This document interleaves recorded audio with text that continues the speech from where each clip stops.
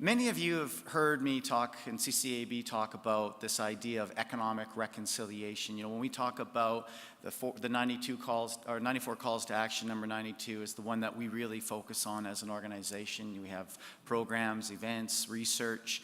Actually, the OECD has deemed CCAB's research as the best in the world when it comes to the Indigenous economy. We use all of these assets to leverage better outcomes through policies and best practices with governments and the private sector.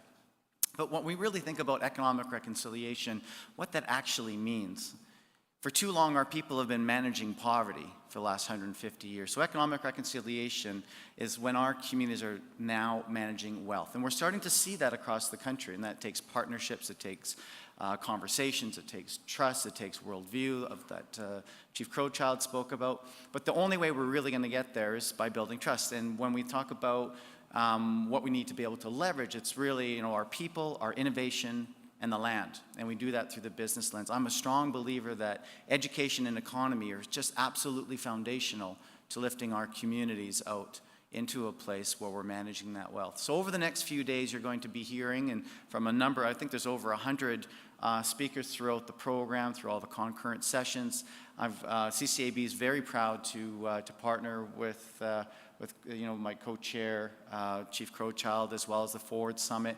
And a big shout out to Mickey and Katie's team, but I also want to say a big thanks to my team, many of whom are here today. So over the next few days, ask the hard questions. There is no doubt in my mind that we have made significant strides in the last decade. There are some bright beacons of light of success, with Indigenous communities leading the way through the business lens and partnerships with our, like the Chief said, our non-Indigenous kin, because we are all treaty people. And so the challenge now is how do we actually elevate in more places things like equity positions in projects, more Indigenous businesses, strong procurement practices in government and private sector. These are the questions and conversations we need to be having, because these are the issues that are going to advance our communities.